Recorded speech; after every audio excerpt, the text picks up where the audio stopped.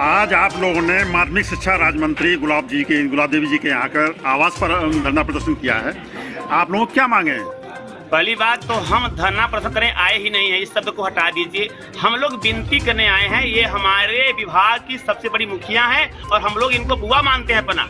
ये अपना आपकी बेटा मांगे क्या है? हमारी मांगे ये है कि सिर्फ हमारी ऑफलाइन स्थानांतरण सूची जारी कर दिया जाए। हमको जहां जाना है हमको वहां भेज दिया जाए, क्योंकि हमें यहाँ से एनओसी मिल चुकी है, वहाँ से एनओसी। क्या शासनादेशों का आप लोगों ने पालन किया है? शासनादेशों का किसी भी अधिकारी ने किसी भी स्तर से पालन नहीं किया है, बल्कि उसकी अवहेलना किया है।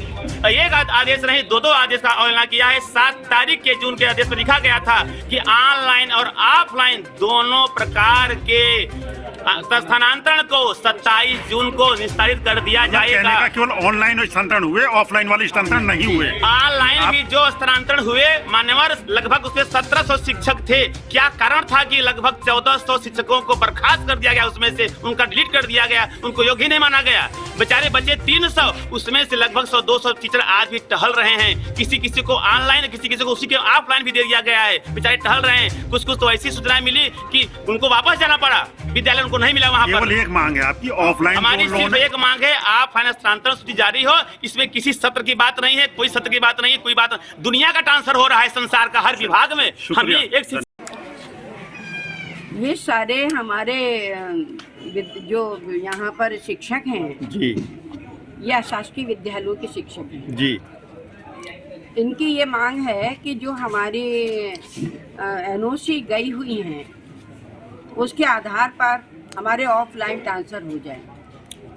हमारा कहना ये है कि ऑफलाइन ट्रांसफ़र नहीं हो सकता, ऑनलाइन ट्रांसफ़र होंगे। ऐसा क्यों है मैडम? ऐसा इसलिए है कि सारे ट्रांसफ़र जो हैं वो ऑनलाइन हुए हैं। 7 जून से 27 जून तक एक शासनादेश हुआ था कि इसमें जो भी ऑनलाइन कर देंगे उनका मतलब हो जाएगा। तो जितना 7 जून से 27 तक जिन लोगों ने ऑनलाइन कर दिया उनके सबके ट्रांसफर हो गए। मतलब समय सीमा निकल गई है, इस वजह से नहीं हो पा रहा है। सीमा जो निकल गई वो इनके सब ट्रांसफर रुक गए। मैडम, आप माध्यमिक शिक्षा मंत्री हैं, शासन आप ही हैं, क्या समय सीमा बढ़ाने के लिए आपने शासन से कोई? समय सीमा नहीं बढ़ सकती, ये केवल और केवल ऑनलाइन ही किए जाएंगे। इसमें इन लोगों के इससे पहले भी सब लोग आए थे जी, तो उस समय हमने इनसे बात की थी। इन्होंने कहा कि एनओसी लेने में हमें बहुत बड़ी परेशानी हुई है, दोनों तरफ की एनओसी लेने में जी। हम दोबारा से फिर हमें लेनी पड़ेगी।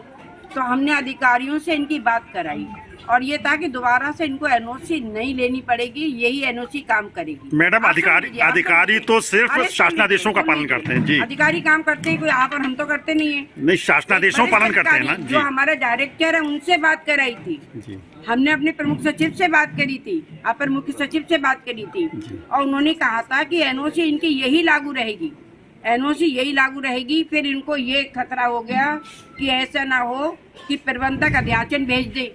अगर अध्याचन भेज देगा तो हम लोगों की जगह भर जाएगी। वो भी शासनादेश आ गया कि अध्याचन नहीं भेजा जाएगा, शासनादेश हमारे पास है, वो हमने इनको दिखाया। तो हमने सब तरफ से इनको सुरक्षित कर दिया है।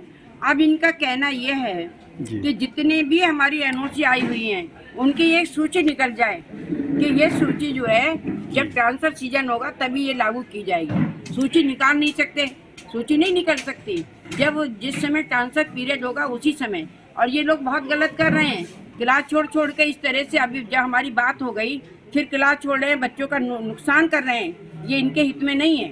बच्चों का भविष्य अदर में है। हाँ, बच्चों का भविष्य अदर में है और इन लोगों का भी हित नहीं है इसमें।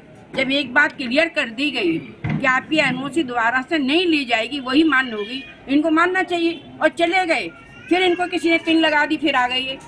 आज अचानक ही आ गए सब लोग, जबकि बहुत ही अच्छे वातावरण में गए थे सारे। बहुत सौहार्दपूर्ण वातावरण था जिसमें नारे लगाते हुए गए थे ये माननीय उनके प्रधानमंत्री जी के और योगी जी के कि इस तरह से हमें सुरक्षित कर दिया।